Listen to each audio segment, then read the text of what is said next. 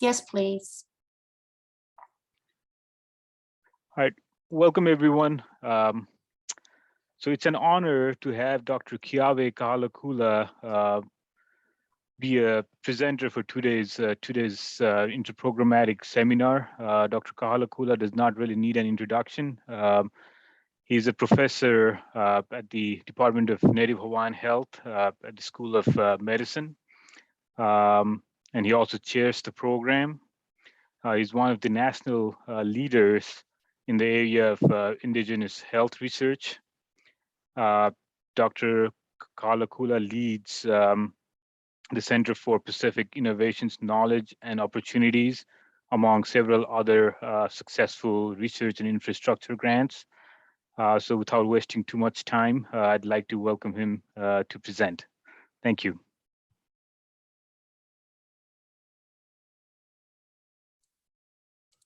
My apologies. I thought I had my camera on. Sorry about that. Mahalo, Dr. Pakra, for that introduction, and mahalo for the invite to present today to all of you.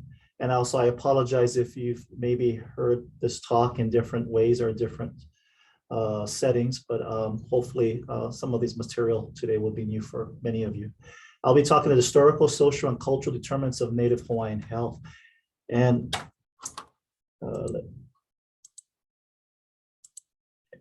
sorry about that. I'm just having a little trouble with advancing my slides here. I wasn't sure if I needed the disclosure for this particular presentation, but just in case, I have no relevant financial conflicts to disclose. As mentioned, I'm a full professor in Native Hawaiian Health here at JABSOM, currently funded by NIH for my research, some of which will be presented here. And of course, as a Native Hawaiian clinical psychologist and behavioral scientist, the topic reflects my clinical, scientific, and cultural perspectives, and sometimes they get a little jumbled up a bit. So a little disclosure there on my part. I always like to start my talks about Native Hawaiian health with good news. So I take us back to 1778 for a moment. And I start with good news because a lot of what we talk about is around health inequities, health disparities, social determinants of health that often don't work in favor of our communities. So I like to start off reminding us that Native Hawaiians, like other Pacific Islanders prior to Western intrusion, was very healthy, robust populations. In fact, these writings here that you see here, the quotes, are from the officers on board Cook's expedition here to Hawaii in 1778. Captain James King here wrote about the physical well-being that he saw of Native Hawaiians. Natives of these islands are in general above middle size, capable of very graceful, run nimbly, and capable of great fatigue. Now contrast that today to some of the highest rates of obesity in our communities. That's not what these Westerners first saw when they came to Hawaii in 1778. David Samuel, the surgeon on board, also noticed that Native Hawaiians on a social level were very, happy population. And that it wasn't until later that we learned from other the missionaries primarily that came in 1820 to Hawaii, who provided the world with a different narrative of Native Hawaiians suffering, in need of salvation, and in fear of their lives against the oppressive chiefs and kings of the time, which was not what Captain James Cook and his men first observed when they came in 1778 to these islands. Of course, others had a different agenda for why they were here on the islands, and a narrative needed to fit their agenda. But that's a different presentation. I want to first provide a context to my talk today, because I think it's important to understand the situation of Native Hawaiians here in their own homelands in Hawaii, which is similar to many other indigenous populations across the world. So in the 1800s, we saw the Native population decimated by infectious diseases for which they had no natural immunity to ward off at the time. I list some of them here on the screen for you. What I do want to note is that the Native Hawaiian population was estimated to be around 800,000 in 1778. And it dwindled down to barely 30,000 by by the time we approached or came into the 1900s. And that's a significant depopulation. 95% or more, or greater of the population had already been wiped out by the turn of the century, from the 18 to the 1900s. There was rapid and drastic changes to our traditional social, political, and economic systems during this time as well. There was the banning of traditional practices such as hula, our traditional dance. our traditional healing practices. There was an influx of foreigners to these islands, both Western, European, American, as well as Asian foreigners coming in for plantation work. And we slowly became minorities in our own homeland. And there was a tremendous exploitation of our natural and human resources here in the islands during the 1800s. Eventually, this led to a US-supported coup d'etat to depose the sovereign, Queen Liliuokalani, in 1893 and topple the Hawaiian kingdom, the Kingdom of Hawaii.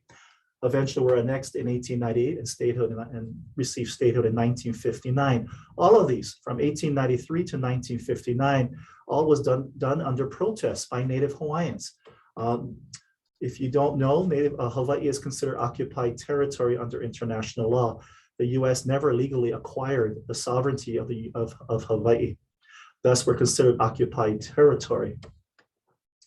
And then, of course, under the US rule, there was further suppression of Native language and customs through legislative acts. In fact, Native Hawaiian language is banned in government affairs and in the education system. And we were marginalized, discriminated against in education, employment, and housing that continues today. Ozzie Bushnell, a physician, wrote with the ironic title, The Gifts of Civilization, wrote extensively about the problem, the devastation the infectious diseases caused to our populations here in Hawaii. But he also wrote about the psychological trauma that was afflicted because of this, as well as what he referred to as those strange artifacts and alien values that disrupted the indigenous society, and that those new psychological stresses, as well as the new kinds of microbes, most certainly played important parts in the long dying of the Hawaiian race.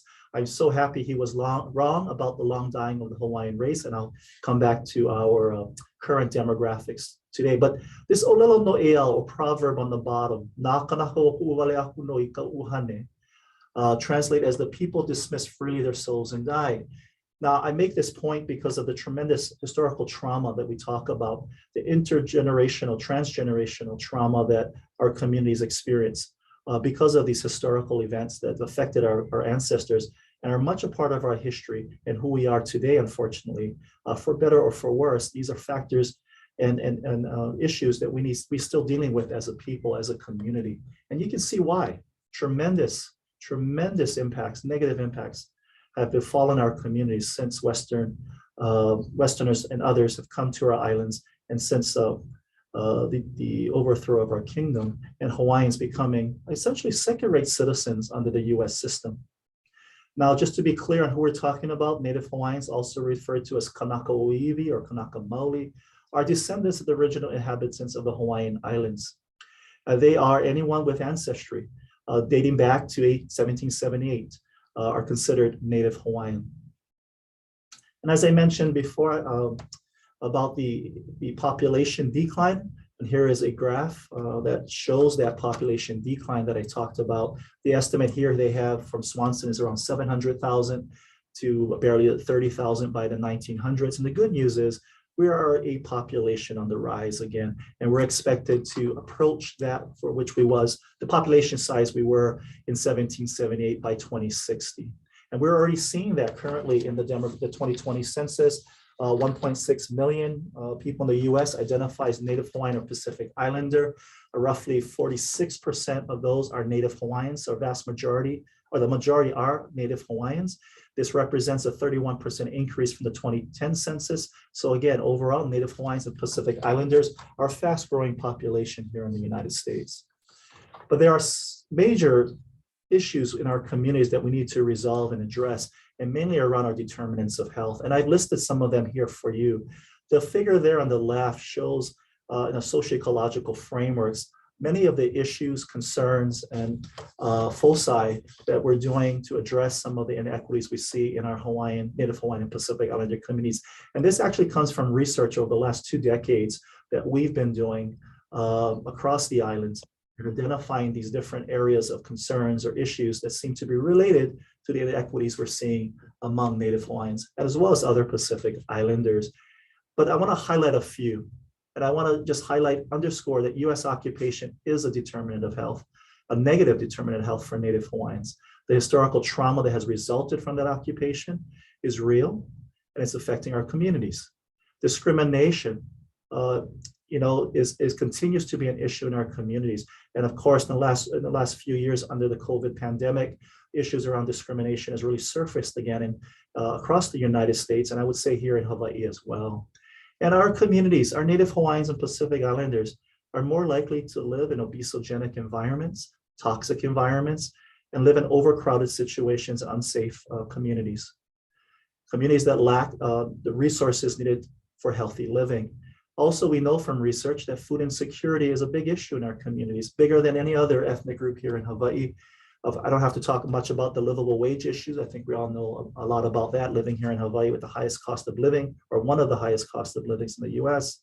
Inadequate educational opportunities, despite the existence of Kamehameha schools, which many people in our communities turn to as evidence of good education and access to good education for Native Hawaiians. Majority of Native Hawaiians and Pacific Islanders are still educated in our public school systems that are under-resourced. And quite frankly, in my opinion, are contributing to some of these inequities we see because of the poor resources that they're getting to educate our children. Low healthcare access and utilization is another issue we're seeing in our communities. And of course, high levels of childhood adversity. Studies have found that Native Hawaiians report more frequent and more intense childhood adverse events than any other ethnic group here in Hawaii.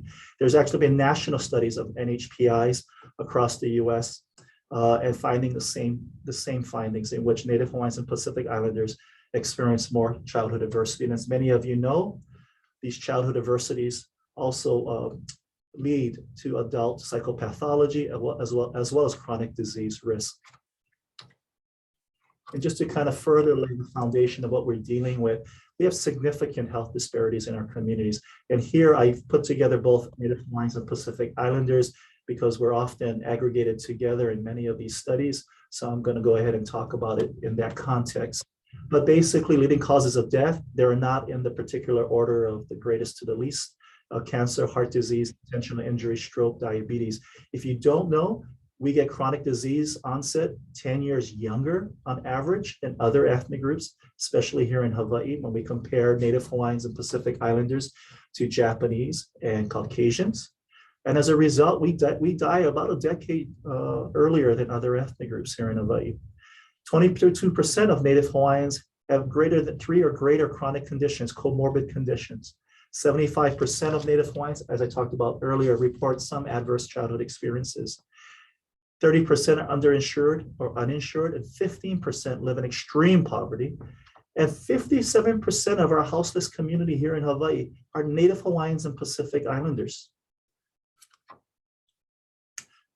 This is a social and cultural determinant of health that I want to share with you. Mohala I ka wai ka maka o ka pua, the olelo no eau, the proverb below, is actually an ancient proverb. It literally translates as the flowers blossom because of the water. But it actually refers to a person, and it likens them to a flower in which the person can only thrive in good living conditions, where living conditions are good. This is an ancient concept, predates social and cultural determinants of health that we talk about today. So our ancestors knew very well that the health of the environment, the resources that were available to people determine their health and well-being, their longevity, their life expectancy. What I want to just quickly present here to you from left to right is the different domains, different areas for the social and cultural determinants of health. I've touched already on the historical determinants. They're non-modifiable, so we can't go back in time and change them, unfortunately. However, they have led to the current situation we find ourselves in with the social, political, socioeconomic determinants. I won't spend too much time in many of this, because many of you know the determinants of health for Native Hawaiians doing work here in Hawaii. There's environmental and community determinants. But what I want to emphasize here is the cultural determinants, which I'll talk more about. I'm going to now focus more on the research we've been doing, looking at the role of racism and discrimination and its impact on Native Hawaiian health. But I would also like to highlight the far right pillar there, the biological and psychological determinants, because much of our research, much of our focus at an intervention level falls in this domain, but much, as you can see, of what is impacting the health of Native Hawaiians is really upstream. And if until we can get a better handle of the social political determinants, the environmental and community related determinants, as well as the cultural determinants. I'm just afraid there always will be health disparities for us to address because it will just be a Band-Aid. We won't really be preventing disease, we'll be just managing it, hopefully better, but certainly preventing it requires different strategies. And it requires us to understand more about what is affecting the health of Native Hawaiians beyond our traditional biomedical understanding of health and well-being. And many years ago, I really got interested in looking at the effects of racism after working with some colleagues looking at racism and heart disease in African American communities. And it's actually came off of some of the earlier studies I was doing where I was looking at acculturation factors or ethnic identity and the role ethnic identity was playing in the risk for disease, in particular, in this case, diabetes and depression. And what we were finding early on was really interesting. Was counter to our hypotheses, because initially we thought having a strong Hawaiian identity, a very strong connection to our communities, strong Hawaiian values and perspectives would actually be a buffer, a protector against some of these risks for chronic diseases such as heart disease and diabetes. But very early on, we're finding quite the opposite. We're finding that those Native Hawaiians who had a stronger Hawaiian identity actually were more likely to report more depression. They were more likely to have diabetes, for example. We control for all the other factors, social demographics, even degree of Hawaiian ancestry. We control for other clinical factors, and we're still finding that there was a strong relationship between the cultural identity and the risk for depression, even suicide among youth. Through our colleagues here at psychiatry, we're finding similar things, and diabetes. And as you know from other research, depression is a risk factor for diabetes, independent of other known risk factors such as physical inactivity.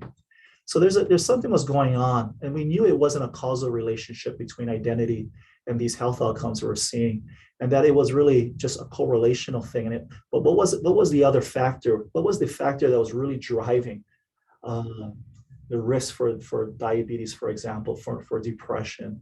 And we got to thinking about this, and really we learned a lot from the African American community, research going on in the African American community around discrimination. And we quickly turned to looking at racism to better explain our initial findings. And so, first of all, I want to say when we started to look at racism over a decade ago, many people were saying when we were first starting that, racism is different here in Hawaii. It's not like on the continent. We don't, and some people are even saying we don't really have racism.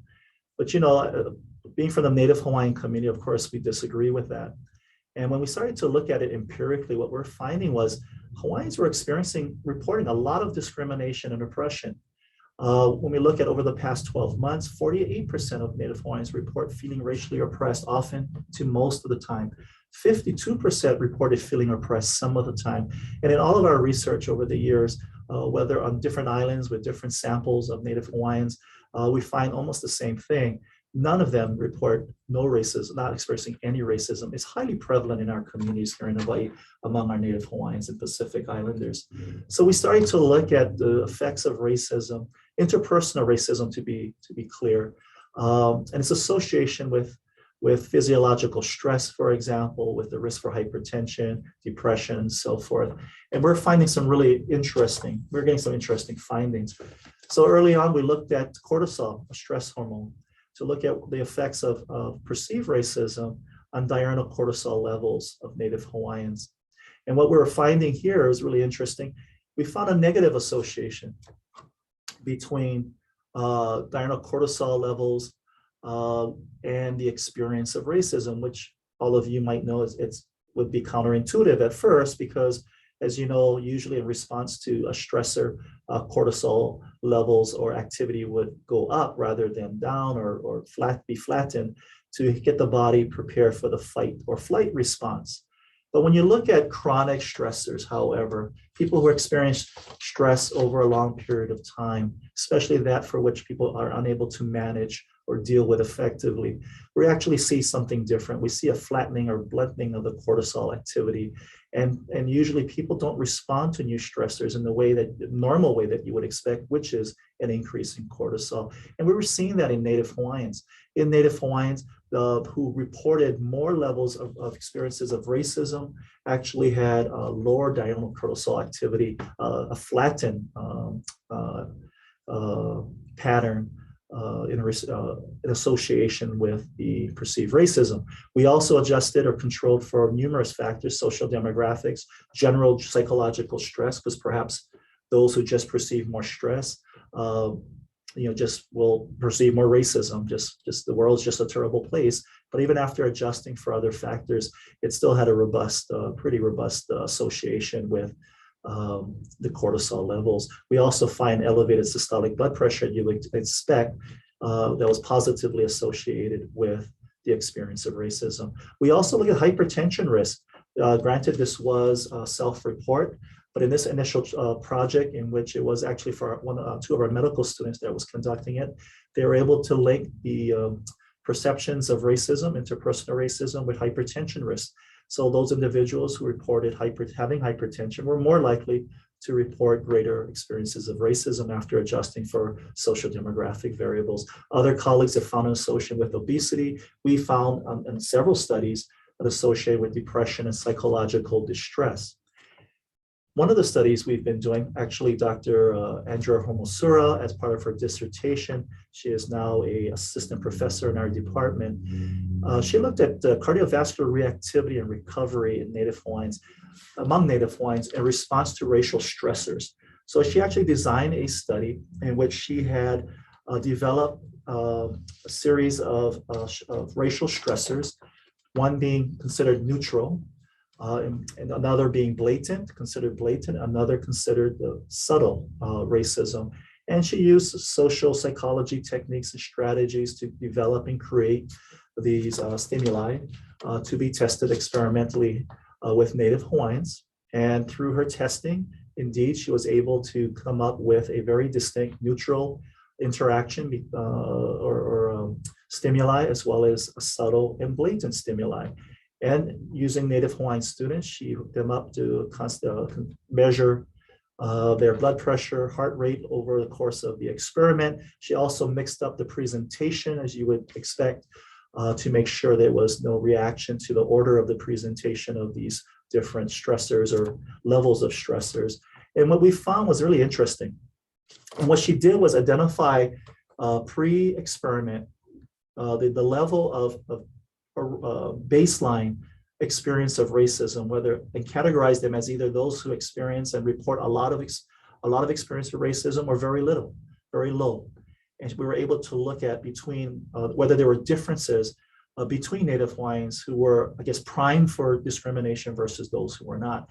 And what was interesting was there wasn't much differences between the two, but what was particularly important was that the role of the subtle racism. So if you don't know, cardiovascular reactivity, how quickly our body responds to a stressor, our heart rate increases, our blood pressure goes up, and everything to react to a stressor, and it's exaggerated, right? So that reactivity. The recovery part is how fast it takes us or how long it takes us to recover and go back to baseline or the state that we were prior to that stressor, long after the stressor is removed from the environment. And what we found was a delayed, incomplete recovery with Native Hawaiians, but more so with the blatant, with the subtle stimuli, racist stimuli, not the blatant. And one would think that with the blatant, you would see more of a delayed or incomplete recovery back to baseline. But it was actually the subtle, and this is consistent with research coming out across the US, especially with African Americans, where subtle racism might be more damaging than blatant racism. You can imagine why that may be so. If it's blatant, at least you can call it for what it is. You may have some ways to deal with it. If I go to a restaurant, I feel discriminated against, I can go on Yelp, I can go on Facebook, I can tell the world about it. And I feel like at least I'm doing something. I can never go back there again, for example, and choose not to patronize that restaurant. However, when it's subtle racism, you spend a lot of cognitive energy, a lot of time trying to figure it out. And in fact, that's what our participants did. Because after the experiment, we actually asked them to describe that experience and what was going on after they viewed these stimuli. And sure enough, they were trying to make sense of the subtle They said it was very vague, couldn't make it out, but it was frustrating. And so those are some of the works we've been doing. And recently, we've developed implicit bias tests or a implicit attitude test, IAT, specific to our communities for Native, to be able to compare Native Hawaiians, what we're calling Micronesian. I realize Micronesia is not an ethnicity. However, it has become a racialized term that is used much. So we have developed IATs specifically for our populations here. And Dr. Becky Delafield, also one of our faculty, have been looking at that in relationship to, among physicians. And she has been finding that among physicians, that there is a preference toward Asian and white patients when compared to Hawaiian and Micronesian patients. Now, we have yet to understand, what does this mean? Does this lead to differential treatment with patients? Does it lead to certain patient outcomes? That work is still, something to be done. However, we are finding that there seems to be a preference towards certain groups over others. And when we look at the work Paradies and colleagues have done, and Paradies out of Australia, he's done a lot of meta-analyses, systematic reviews, puts together the research from all over the world and makes sense of it regarding racial discrimination and these mental and physical health outcomes. And as I'm showing you here, this is the multiple pathways by which he hypothesized racism affects the health of individuals based on the research that's out there. Of course, there's 3 pathways. The bottom, the assault, I think I don't need to explain that too much. Violence against people of color, communities of color, that leads to a risk for safety issues or a risk for negative health outcomes. The one in the middle there, racial discrimination, leading to psychological stress, further leading to further psychological symptoms, negative coping behaviors, physiological stress and response, is basically the work we've been doing here with Native Hawaiians, the ones I just presented to you. The physiological stress response, that I shared with you with our cortisol study. We also looked at negative coping behaviors and its effects in relationship as a mediator between perceptions of racism and psychological distress. And in fact, we looked at 14 coping behaviors, 7 for which was considered positive, the other 7 being negative. And there were 2 that really stood out as strong mediators between the relationship between perceived racism and psychological distress among Native Hawaiians after considering the social demographic factors. And they were venting, which is basically anger. And the other one was behavioral disengagement, which can be likened to learned helplessness. And it was actually these 2 that actually, there was actually no direct association or no direct path between racism and psychological distress. In fact, it was all through an indirect pathway through these 2 coping strategies. So the work we've been doing here in Hawaii with Native Hawaiians in regards to that center pathway that Paradies colleagues are hypothesizing is what we're finding with Native Hawaiians and what we think is happening as a pathway to the higher risk for cardiovascular disease, for example, and depression among Native Hawaiians. And the top pathway there is other pathway which we commonly know of, which is denial of goods, resources or services, or poor access to good quality care, poor living conditions, and so forth, that increases the risk for these disorders. So I want to again turn to some good news because again, every so often I want to highlight some really good news from our communities, despite all of the high risk for chronic diseases and all these other issues going on. Our Hawaiian community, especially since the 1970s, where it had really taken a life of its own and really has been increased in intensity, is revitalization of traditional values and practices, such as our language. All of you, I think, are very familiar with our voyaging tradition with the hokule and what they have been able to do and demonstrate in recent times. When we talk to when we ask Native Hawaiians, 93% of them strongly identify with their Native Hawaiian heritage and culture. And there's no statistical association between the strength of their Hawaiian identity and their degree of Hawaiian ancestry. 80% strongly believe it is important to maintain their unique cultural values and practices for psychological well-being. And despite a lot of the family adversity, we do have good news that families that report high levels of family support, emotional support, the adolescents are doing really well in these households. And cultural-based educational strategies are leading to better academic performance, cognitive and emotional engagement, and education and community engagement, and a better, just a greater sense of cultural pride and sense of place. So Native Hawaiians are returning to their cultural traditions to improve their health and well-being. And I'm sorry, I failed to mention Dr. Pacquiao, who introduced me earlier, and his colleagues also found among Native Hawaiians that historical loss and discrimination contributed to greater substance use among Native Hawaiian college students that they looked at. So I just wanted to share with you more. There are the studies that are coming out of the Cancer Center as well. So Native Hawaiians are asking for more culturally grounded approaches, not culturally tailored, but culturally grounded approaches to addressing their health and well-being. They want interventions that are more in line with their cultural values, their sense of spirituality, and delivered within a familiar community setting.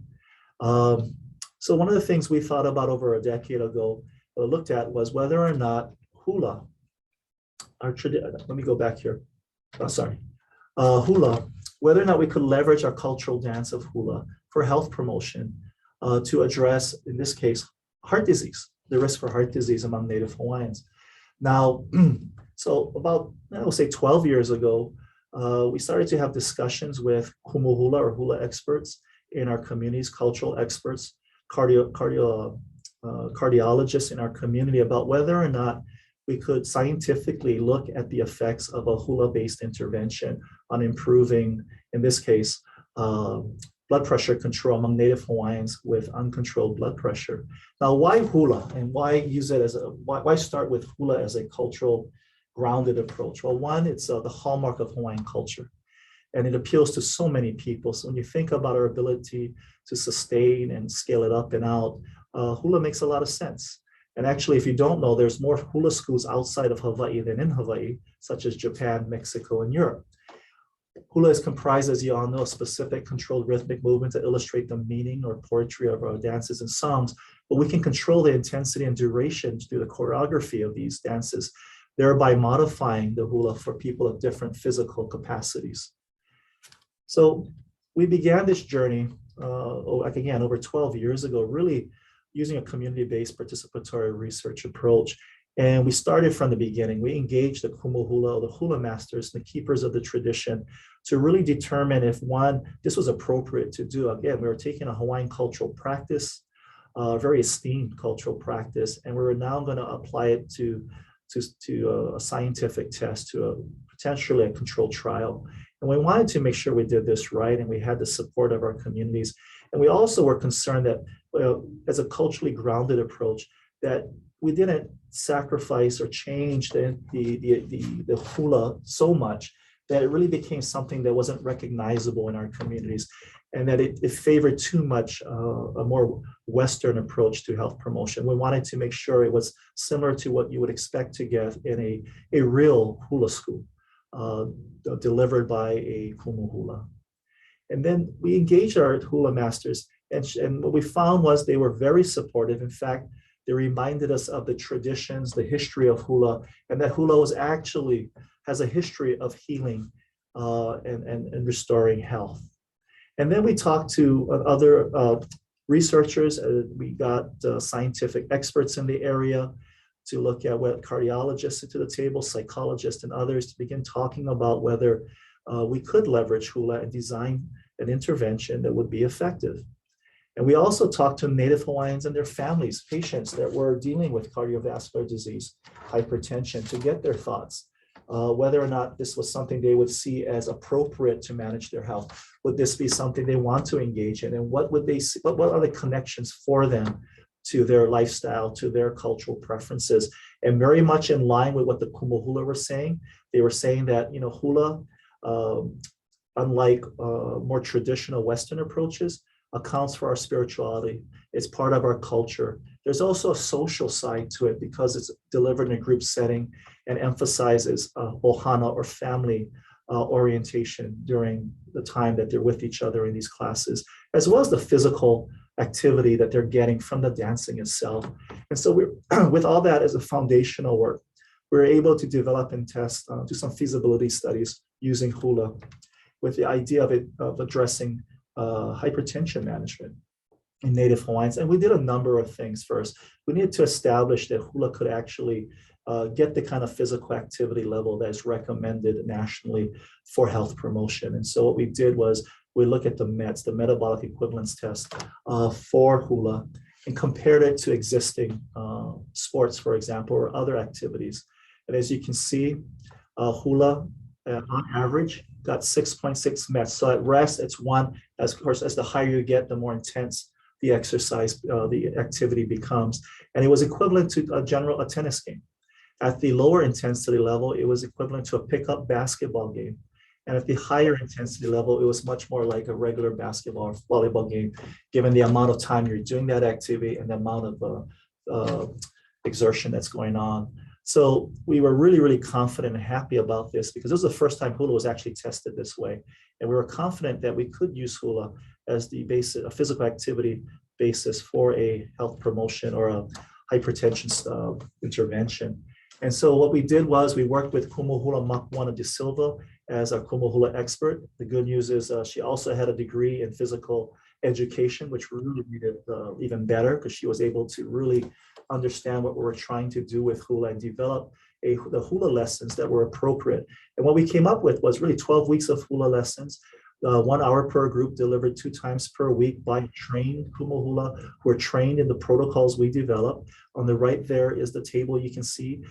Each hula lesson included a warm-up, a conditioning phase, and a cool-down phase.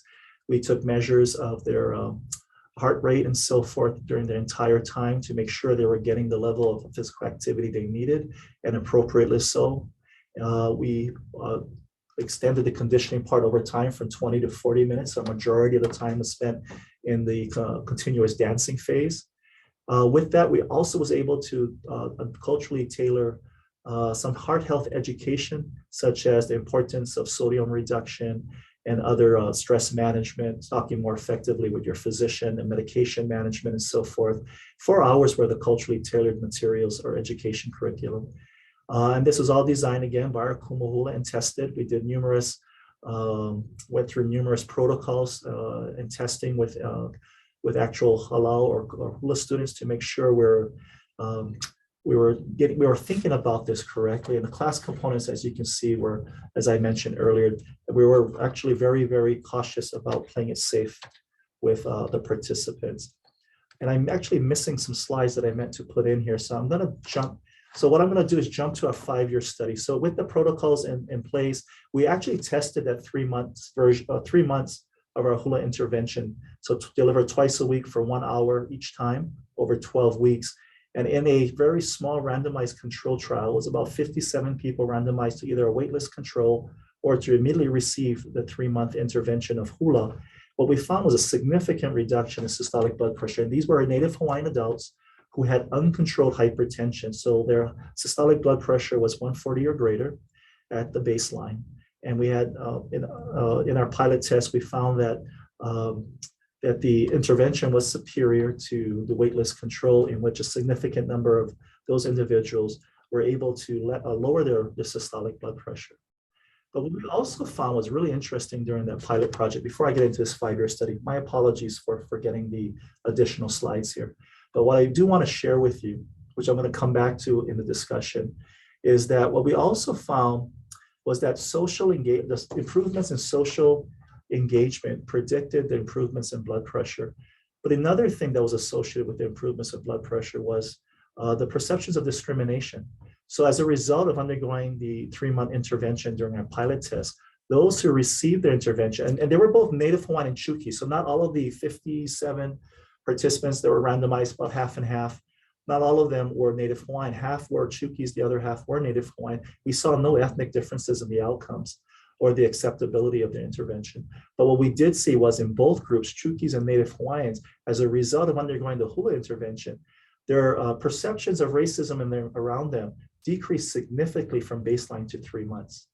The thing that was unfortunate during our pilot is that we also measured them at 6 months, 3 months after the end of the intervention, and they started to return to baseline in their blood pressures, which made us think that one, hula could be very, very effective for helping people better manage their hypertension, thereby reducing their risk for heart disease. But second, it could do so in ways beyond just the clinical and usual physical effects, and there could be the social, cultural, positive effects to doing a cultural-based intervention, such as using hula in the way I described. So we were able to get a 5-year study through the National Heart, Lung, and Blood Institute to do a more definitive controlled trial. And these are the 2 of the 3 specific aims. I won't cover the third specific aim, which was more of a mechanistic aim. So we want to compare the efficacy of a 6-month intervention using hula to a weightless control in reducing systolic blood pressure among Native Hawaiians with physician-diagnosed hypertension, but also look at cardiovascular risk scores, their risk for developing cardiovascular disease 10 years down the road as a result of undergoing the intervention. Now, this is the overall study design. We were able to assess 446 Native Hawaiians across 3 islands, Oahu, Maui, and Hawaii Island, again, with our community partners that included community health centers, as well as Native Hawaiian healthcare systems, and some grassroots organizations or communities such as Hawaiian homesteads. And we were able to assess 446. Of that, 263 were eligible and willing to participate, and they all received, and I want to emphasize this because I'll come back to this point later in understanding our results. They all receive a basic heart health education. Those 4 lessons the 4 hours worth of lessons I spoke about earlier were delivered to everyone prior to them going into their assigned groups. After that was completed, they were based on randomization within each community site. They were either randomized into Olohoi Kahula, which means to restore life through hula, which was the name of our hula-based program, or into the education waitlist only control. And as you can see here, it was balanced between the 2 arms. They were assessed at 3 months, 6 months, and for the intervention group, again at 12 months. At the end of 6 months, the intervention was offered to the waitlist control group. Our communities insisted on this design. They did not want to withhold any further what could be an effective intervention from their communities. So this was the arrangement that was acceptable to our community partners. As you can see, we had really great retention, retention that is very, very good, considering that most clinical trials of this length and this duration usually gets more, unfortunately, there's more people dropping out of the study, especially communities that are often considered high risk. All of them were Native Hawaiians in this particular study, although the pilot, as I mentioned, also included Chukis. For this particular study, it was all Native Hawaiians with physician-diagnosed hypertension. They had no heart disease or stroke, no cardiovascular disease. Again, we were trying to see whether or not we could decrease their 10-year risk. And all of them needed to be under physician care for at least 6 months and greater than 18 years old, and all needed to have a systolic blood pressure above 140, which at the time of the start of the study was considered uncontrolled hypertension. Here are the sites I mentioned earlier where our partnerships across the different islands. These are actual pictures of some of our hula classes in different communities. We have permission to share their images with you. So again, I touched on this early, the first 3 months of this 6-month intervention, it was exactly what we tested in the first, in our pilot. We didn't change anything. It was very effective. What we did change or add to was these additional 3 months, which is really about maintaining the positive changes that our participants were getting from the first 3 months of hula and ensuring that they could make this behavior change that they needed to make, sustain that over time. And using self-regulation theory, we designed an additional 3 months of intervention called makahana ka'ike. And makahana ka'ike in Hawaiian means by doing one learns, by putting into practice, that is where knowledge is really acquired. So really working with them on goal setting, going through matching some of their values and time management to their goals and objectives, continuing with the hula training. We also had some peer discussions that were led by community facilitators. We also did some educational review of the curriculum, the healthy curriculum I talked about earlier, and so forth. But really was the idea here was really to get them to make the hula, other physical activity, and some of these other behavior changes we're asking them to do, such as lessening their salt intake and so forth, a part of their daily lives, and helping them to do that over these latter 3 months. So here are the number of participants. We had 263 Native Hawaiians in total, as I mentioned. 84% were female. I'll come back to that later in discussion. Average age was 58 years. 45%, nearly half, had diabetes. 86% were on medication for the high blood pressure, which is interesting because they all needed to be under physician care. And they all were uncontrolled, but not all of them were on medication, but 86% were. The average number of medications, I believe, was 1.8. 73% had danced hula before. This is not professionally or in a long-term way. As you know, in Hawaii, all of us dance hula at some point, whether that's for May Day in school, in elementary school, or high school. Average starting blood pressure was balanced between the two arms. And all other characteristics were well balanced across arms, except for weight. Weight was slightly higher in the weightless control group. So we did control for weight going forward. And these are our results in regards to AIM-1. Can hula help have an effect on systolic blood pressure? And we found, yes, it can. On the left there, in the red shaded boxes, is our Olohoi Kahula, the hula intervention. On the right is the blue boxes, or blue bars, rather, is the education-only control. And as you can see, from baseline to 3 months, they all started in stage 2 at baseline. We were using the pre-2017 change to the clinical guidelines. So that's what I'm presenting here. So stage 2, they all were 140 and above. They all, everyone in the Oloho on average, not everyone, was able to drop 2 levels down to what was categorized as elevated.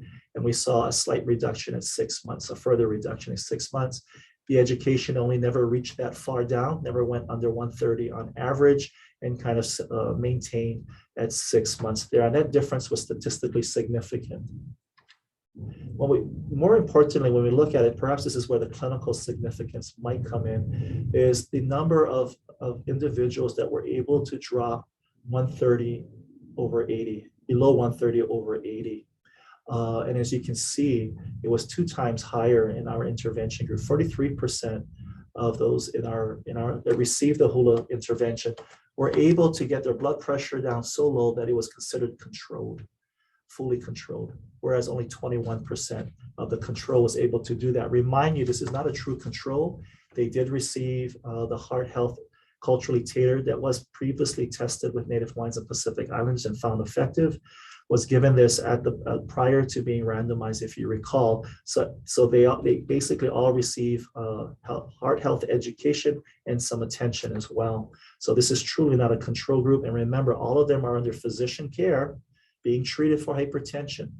So, I like to think the hula has an incremental effect, a significant incremental effect above basic heart health education that's needed for all patients with hypertension, as well as what is being treated by our physicians here.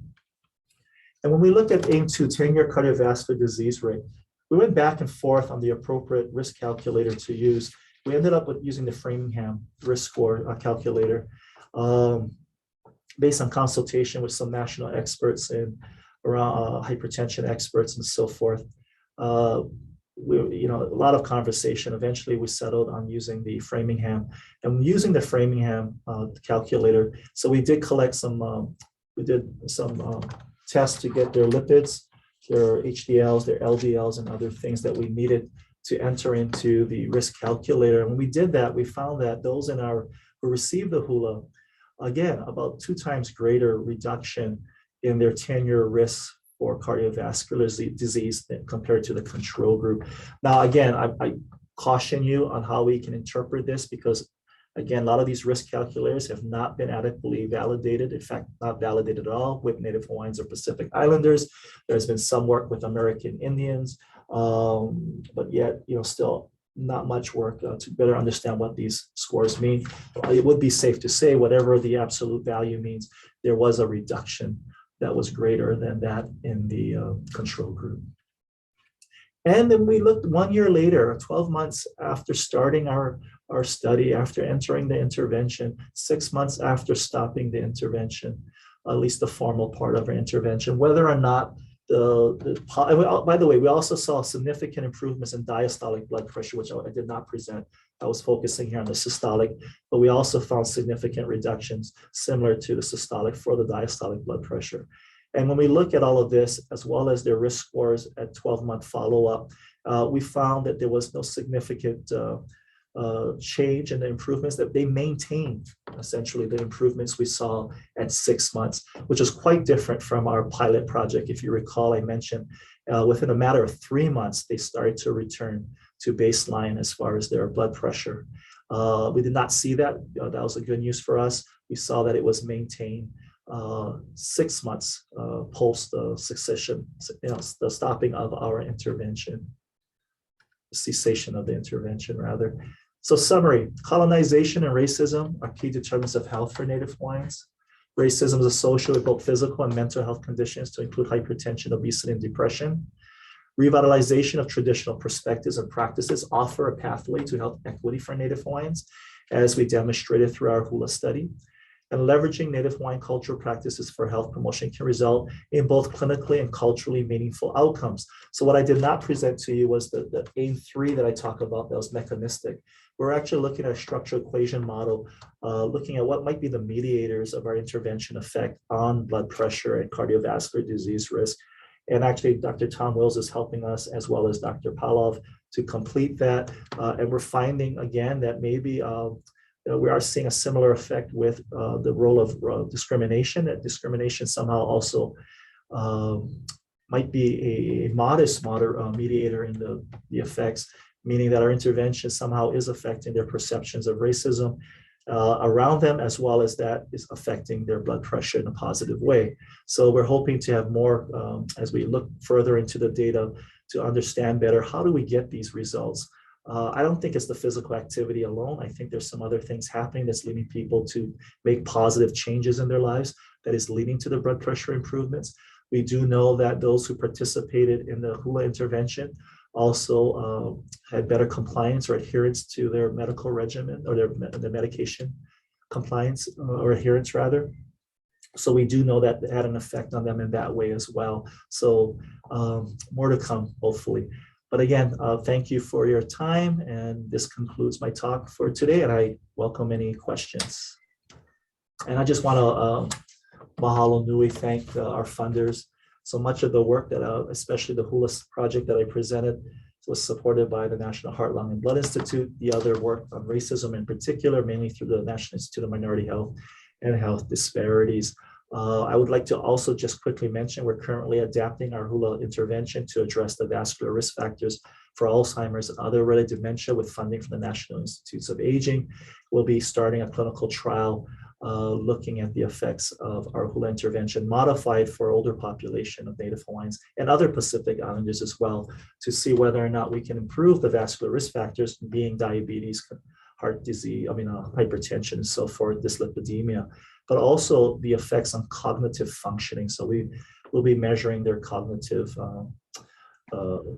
functioning throughout the study to see whether or not the intervention can have an effect as well in that arena. But I'll conclude here. Thank you very much. Mahalo.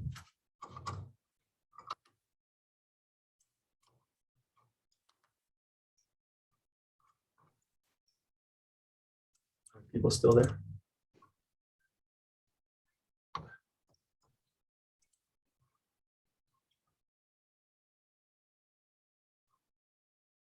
Questions or?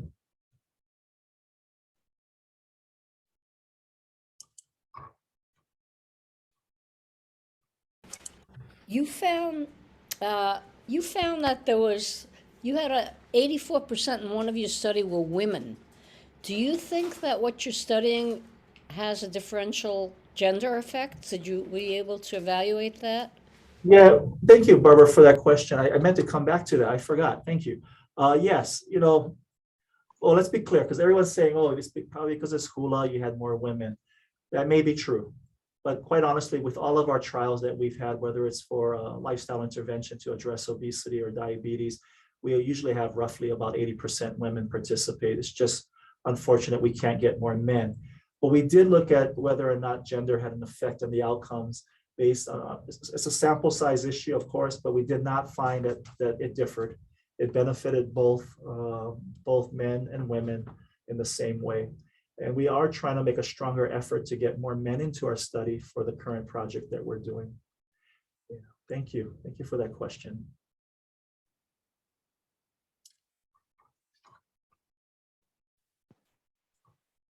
Any more questions for Dr. Kaholokula?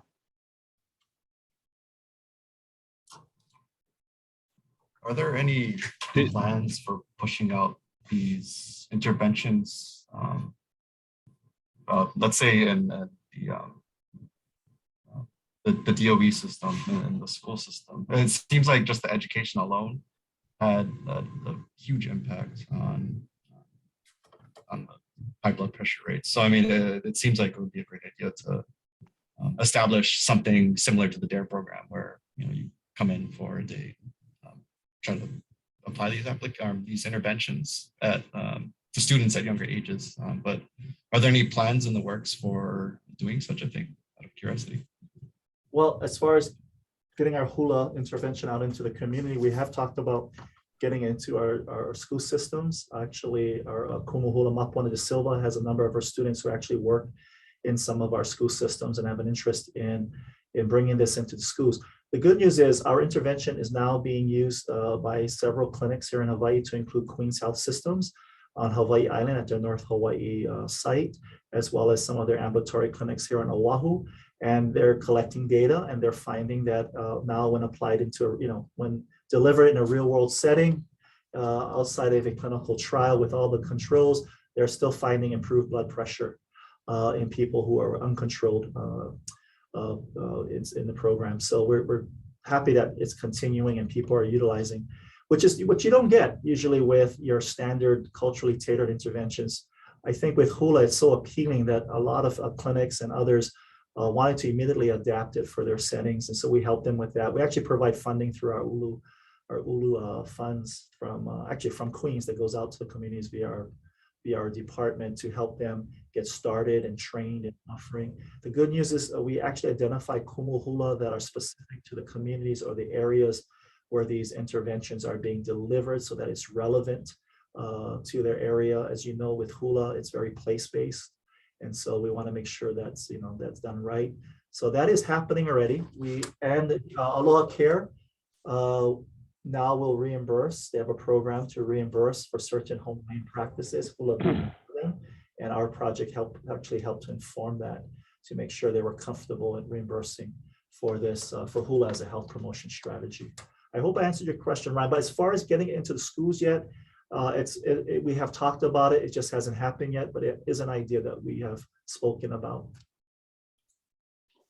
There are a couple of questions on the chat. There's a question from Dr. John Shepard. Do you think paddling or surfing might be an alternative to hula for men and women as well? Yeah, no, it can be. Certainly, those, I think, great physical activities. It's just that, you gotta have a particular lifestyle to be able to sustain that over time. Hula, we just found, would be easier to adopt for most people across different lifestyles or settings. Whereas it doesn't require too much effort to go down to the beach, for example, and be a part of a club. But I do think, don't get me wrong, I do think there's positive benefits to that, especially for men. But again, it'll be age specific, right? I mean, many young people we paddle, or some, are able to do it throughout a lifetime. But once you start working a regular job, it's very difficult to make it down to the beach on a regular basis. Whereas with hula, you can actually do it in your home, right, after you learn it and so forth. Or you can find time in your schedule somewhere where you can join a halau and so forth. But I do think hula, paddling, other things that from a cultural standpoint beyond paddling, that others have thought about was lua, or Hawaiian martial arts, for example, to use that to attract more men and get them involved in that way.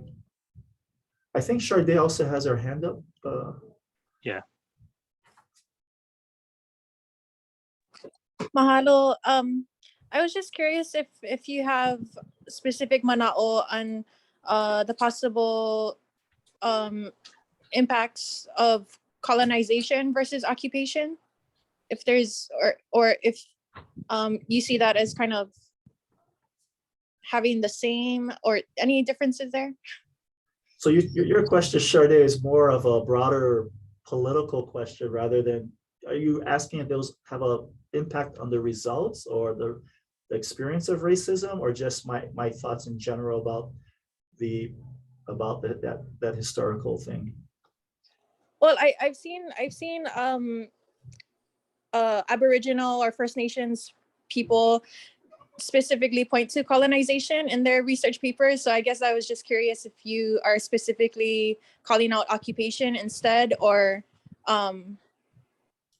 yeah, I guess just more your thoughts. Yeah, okay, well, so you're asking more broadly on the political level. I use occupation over colonization because many of my Hawaiian study colleagues have made it a point to say that we weren't technically colonized. However, the effects are similar, right? As you would find in other colonized communities that have been colonized. I don't know if I answered your question, Sade. Cool, mahalo. The question also being asked here, did the 60-minute intervention include the lessons, peer discussion, or were the lessons in addition? They were in addition to the hula lessons. And at the latter 6 months, we actually wrote, every other week we had a different activity. So the first 3 months was just hula. So the lessons as far as the heart health education, where we talked about the importance of sodium reduction, managing their, what they're eating, physical activity, medication management, and so understanding the medication better and so forth, the importance of following the medical advice.